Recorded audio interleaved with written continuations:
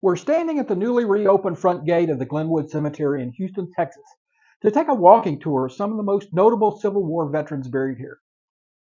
Glenwood has recently undergone a transformation with the opening of their new Center for Glenwood. The center will enhance Glenwood's capacity to serve both families and the Houston community. It has an ample gathering space to host receptions and other events, provide access to Glenwood's archives for research and educational purposes, and engage the community through programs designed to promote Glenwood's historic significance in the city of Houston.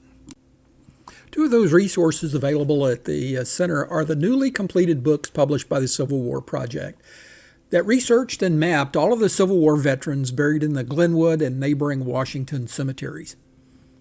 On today's tour, we'll visit the graves of some of the most notable Civil War veterans from the books. If you'd like to get a free copy of the books, stay tuned to the end and I'll let you know how you can get your own copy.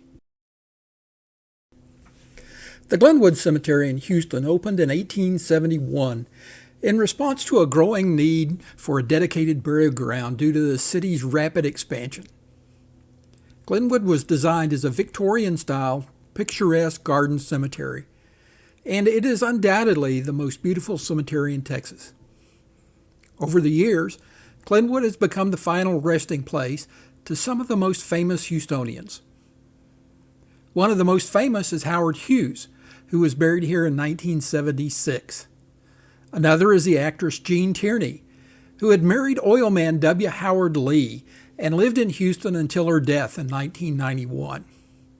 Also buried in the Lee family plot is the oilman Glenn McCarthy, who built the iconic Shamrock Hotel in Houston, which was fictionalized in the movie Giant in 1956. As we leave the Glenwood Center, the first Civil War veteran that we come to is the grave of George Herman. George H. Herman was born in Houston on August 6, 1843.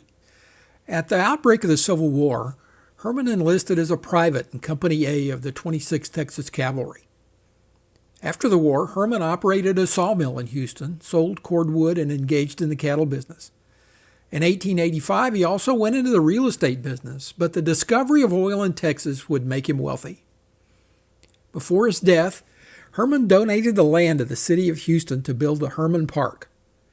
George H. Herman died on October the 21st, 1914, and in his will he donated most of his estate, valued at $2.6 million, for the construction of Herman Hospital. Not far from the grave of George Herman is the final resting place of Thomas Saltus Lubbock. Thomas Lubbock was born in Charleston, South Carolina on November the 29th, 1817. He moved to New Orleans in 1835 and then to Texas and led a company of men on the ill-fated Somerville expedition in 1842. At the beginning of the Civil War, Lubbock, along with Benjamin Franklin Terry and John Austin Wharton, went to Richmond, Virginia, and petitioned President Davis to raise a company of partisans. After Terry and Lubbock, along with a small group of Texans, acted as rangers for a Virginia cavalry unit, President Davis authorized Terry and Lubbock to organize a regiment of Texas cavalry. They returned to Texas and organized the 8th Texas Cavalry, Terry's Texas Rangers. Terry was appointed colonel and Lubbock lieutenant colonel. The regiment was ordered to join General Albert Sidney Johnston, but due to his ill health, Lubbock left the regiment in Nashville. When Terry was killed at the Battle of Woodsonville, Kentucky, Lubbock was elevated to the rank of colonel and placed in command of the 8th, but he died on January the 9th of 1862 in Bowling Green, Kentucky Hospital. In 1876, the Texas legislature formed a new county and named it after Thomas Lubbock, Lubbock County. Buried just behind the Lee family plot, where Jean Tierney and Glenn McCarthy are buried, you can find the grave of Colonel Benjamin Franklin Terry, who with Thomas Lubbock and John Austin Wharton mustered the 8th Texas Cavalry. Terry was born in Russellville, Kentucky on February the 18th, 1821, to Joseph and Sarah Terry. Sarah moved to Texas and moved in with her brother, Benjamin Smith, in Brazoria County. In 1841, after his mother and uncle's death, 20-year-old Benjamin took over and managed the plantation. In January of 1861, Terry was elected as a delegate to the secession convention representing Matagorda, Wharton, and Fort Bend counties. He was one of the other 152 delegates to vote to leave the Union. On December the 17th, 1861, Benjamin Franklin Terry was killed in the first battle fought by Terry's Texas Rangers in Woodsonville, Kentucky. Today, a monument to Terry's Texas Rangers stands on the grounds of the Texas State Capitol in Austin. Just a short walk from the grave of Benjamin Terry, you'll find the grave of Walter Brown Botts. Botts, who founded what would become one of the most preeminent law firms in the state of Texas, was born on September the 7th, 1835 in Fredericksburg, Virginia. He was educated at Virginia Military Institute and studied law in Charleston in what is now West Virginia. In 1857, he moved to Texas and opened a law firm with Peter W. Gray, who's also buried in Glenwood. After Texas seceded from the Union, Botts enlisted as a captain in the Bayou City Guards, which would become Company A of the 5th Texas Infantry, Hood's Texas Brigade. Botts fought at the Battle of Eltham's Landing at the Battle of Seven Pines, where he was wounded. He was promoted to lieutenant colonel on June 1, 1862, but a week later he became ill and went to the hospital, where he resigned on July the 17th and returned to Texas. Botts resumed his practice of law, and when in 1872 James A. Baker joined the firm, it was renamed Gray, Botts, and Baker. In 1874, Gray left the firm when he was appointed to the Texas Supreme Court, and the law firm would then become known as Baker Botts, which it still remains today. Just across the street from the Botts grave is the grave of Decimus et Ultimus Bariza.